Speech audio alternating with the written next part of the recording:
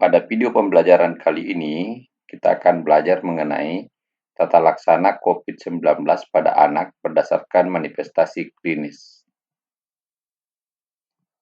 Untuk tata laksana ini, kita akan melihat berdasarkan klasifikasi, mulai dari ODP dengan klasifikasi infeksi saluran pernapasan akut bagian atas. Untuk ODP dengan klasifikasi ISPA atas, maka kita melaksanakan tata laksana umum dan tata laksana simptomatik.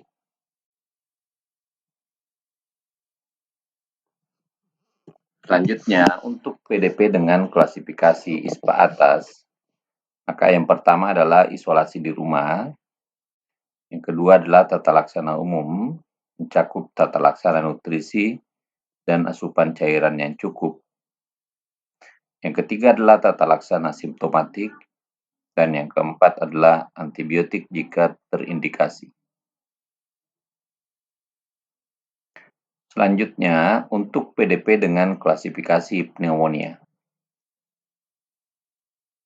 Yang pertama adalah tata laksana umum, mencakup pemberian oksigen, nutrisi, asupan cairan yang cukup, perawatan dengan isolasi tekanan negatif, kemudian terapi cairan jika diperlukan. Pemberian antibiotik sesuai petunjuk WHO. Pneumonia ringan diberikan amoksisilin, pada pneumonia berat diberikan ampicillin dan gentamisin. Pada anak usia sekolah makrolid dapat diberikan jika gambaran sesuai pneumonia atipik. Pada kondisi COVID-19, pilihlah antibiotik yang frekuensi pemberiannya jarang untuk mengurangi kontak petugas dengan pasien. Misalnya injeksi Ceftriaxone per 24 jam dan disesuaikan dengan pola resistensi setempat. Paracetamol jika diperlukan, kemudian oseltamivir yang diberikan jika koinfeksi dengan influenza virus. Kemudian untuk PDP dengan klasifikasi kasus kritis, yang pertama adalah rawat ICU, kemudian gagal napas membutuhkan ventilator, shock, atau multi-organ failure, atau sepsis disesuaikan dengan protokol standar yang ada. Selanjutnya, untuk kasus SARS-CoV-2 terkonfirmasi dengan klasifikasi asimptomatis, maka dilakukan isolasi tekanan negatif selama 14 hari. Kemudian untuk SARS-CoV-2 terkonfirmasi dengan klasifikasi ISPA atas, yang pertama adalah isolasi tekanan negatif, yang kedua tata laksana umum, nutrisi dan asupan cairan yang cukup, yang ketiga tata laksana simptomatik, dan antibiotik jika terindikasi. Untuk SARS-CoV-2 terkonfirmasi dengan klasifikasi pneumonia, yang pertama tata laksana umum, mencakup oksigen terapi, nutrisi, asupan cairan cukup, isolasi tekanan negatif, dan terapi cairan jika diperlukan. Pemberian antibiotik sesuai petunjuk WHO, pneumonia ringan diberikan amoksisilin, pada pneumonia berat diberikan ampicillin dan gentamisin. Pada anak usia sekolah makrolid dapat diberikan jika gambaran sesuai pneumonia atipik. Pada kondisi COVID-19, pilihlah antibiotik yang frekuensi pemberiannya jarang untuk mengurangi kontak petugas dengan pasien, misalnya injeksi Ceftriaxone per 24 jam dan disesuaikan dengan pola resistensi setempat.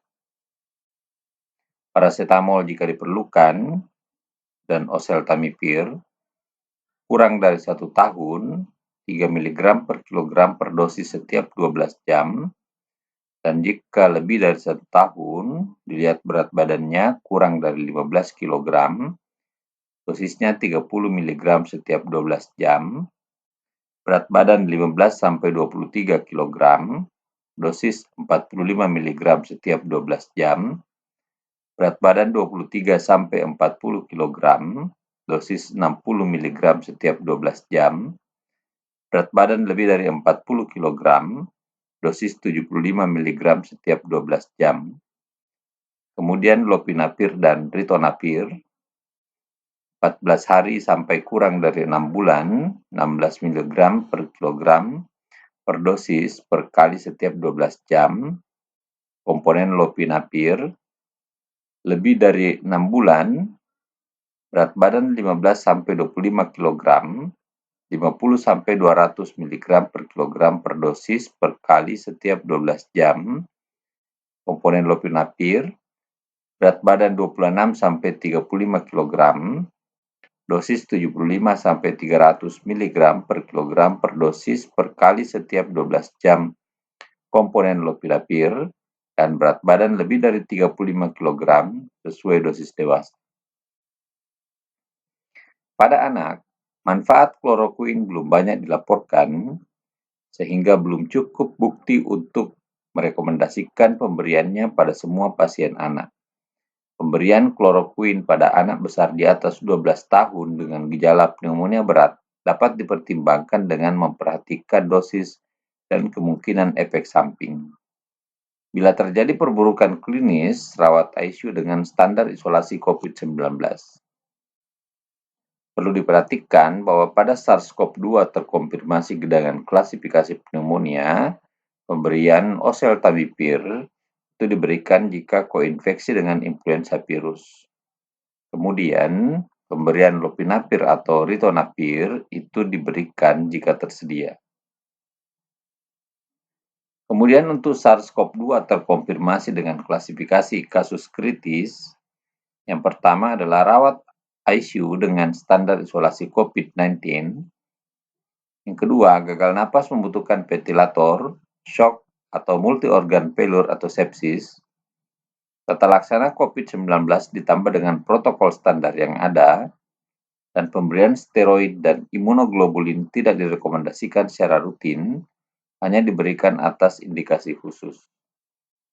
Demikian tata laksana COVID-19 pada anak berdasarkan simptom. Dan untuk download sumber buku saku Tim COVID Anak RSCM bisa di-download melalui link yang ada pada deskripsi. Terima kasih, semoga bermanfaat.